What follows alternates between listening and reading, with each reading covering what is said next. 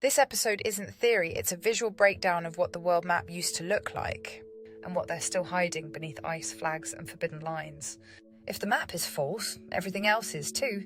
The first maps weren't spherical, they were flat, detailed, and alive with memory. They showed lands beyond the known, strange symbols, mirrored continents, and gates that have since been erased. Cartographers weren't explorers, they were code keepers, encoding what could not be spoken. Why do so many ancient maps show Antarctica green? Why are there lands listed we can't find today? Why were maps once centred on the North Pole, not Greenwich? Because they weren't showing you the world, they were showing you the construct. Every line on the map is a lock, not for politics, for energy. The lines were placed to contain dragon bloodlines, to sever flame regions, to block the grid's memory nodes from aligning. You think your country is free? Look at your flag, look at your border. Look at the frequency fence around your realm. That's not sovereignty, that's programming. The old world map shows places like Rupes Nigra at the pole, Hyperborea, the northern land of immortals, Terra Australis Incognita, the sealed southern gate, Asgard, Mu, Lemuria and Tartaria. They weren't stories, they were regions. Dragon houses ruled each corner, each sky quadrant, each grid zone.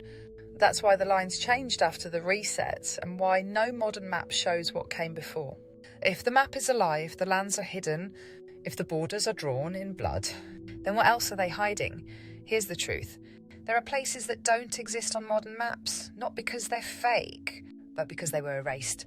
Friesland, High Brazil, Meropis, Thule, the Mountains of the Moon. They appear on old sea charts, they show up in explorers' logs, they're carved into stone. Why did those places vanish? Because those lands weren't just locations, they were gateways, guarded by flame bearers, marked by real stars, not satellites. And when the resets came, the parasites buried them beneath oceans, borders and disbelief. Now here's where it gets stranger. Some maps, especially ones found in ancient Asia, Tibet and Arabia, show the world reflected, split into quadrants, each land mirrored by another.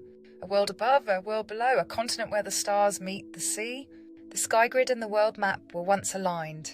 Each realm had a tone, a star, a dragon and a gate. That's why some directions, like East of Eden, show up across religions. They weren't metaphors, they were literal coordinates. Marked with flags, now buried under black ink and ice. If you knew where you were, you'd know where you came from. And if you remembered that, you'd know how to get out. The parasite's biggest fear isn't that you wake up, it's that you draw the map for others. That you start tracking the real sky, that you break the connection between flags and fear, and begin to travel in memory, not miles.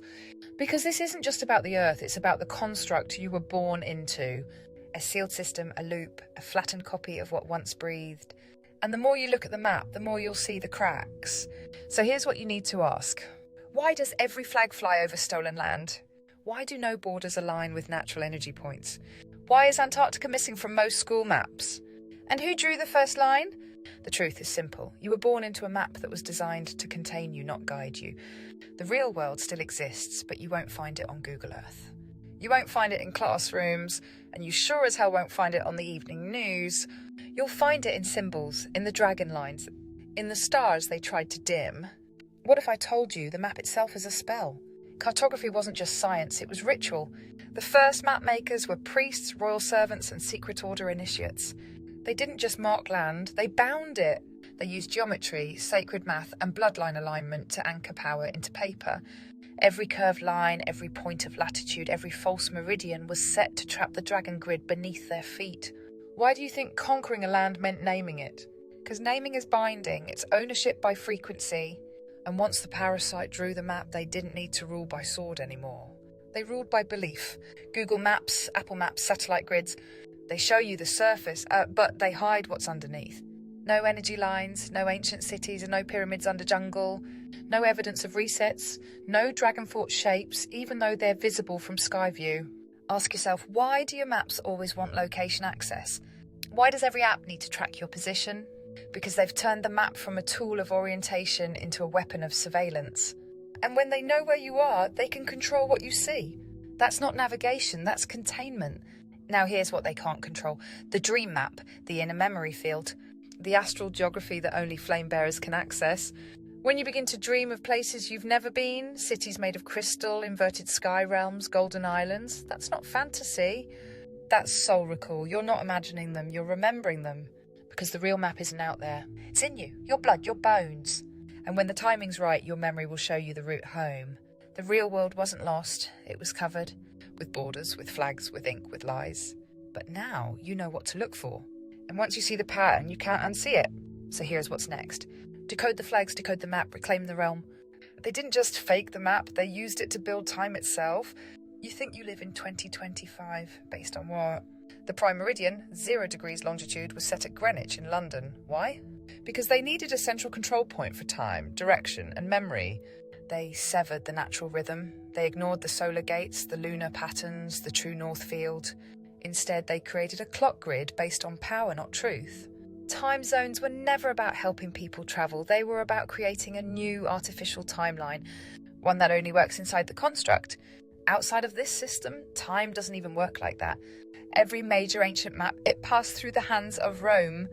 The Vatican owns the largest library of ancient cartography, star charts that don't match modern sky maps, portolan charts showing lands that don't exist, sealed navigation logs from explorers like Magellan, Cook and Drake. Why does a religious institution need maps? Because it's not just about faith, it's about containment. The Vatican sealed away the original shape of the world, the truth about the ice wall, the pre-floodgate routes, and the location of ancient energy cities. They didn't lose the map, they locked it up. And when you realise the Church of Christ holds the keys to the realm of the dragon, you understand the scale of the deception. So what happens when enough of us stop believing in the official map? The field begins to shift. You'll notice, and borders lose meaning, flags lose power, travel becomes weirder, less linear, more glitch-prone. Dreams of other lands return. You begin to navigate by memory, not GPS. And eventually, you reach the edge of the known map. That's where the gates begin to reappear, not on paper, not on Google Earth, but in frequency. You don't escape by walking west, you escape by remembering what west used to mean. The map breaks not when it's disproved, but when you no longer consent to it. And once the flame bearers redraw the lines, the construct falls. If you want the real truth about the flags, what the colours mean, who the sigils serve, and which banners are guarding ancient gates, that drops too raw for YouTube, so I've uploaded it exclusively to Emspiracy.com, because the map is broken, the world was rewritten, but the memory is waking up. And if you've made it this far, it means you were never meant to follow their map. You were born to burn it,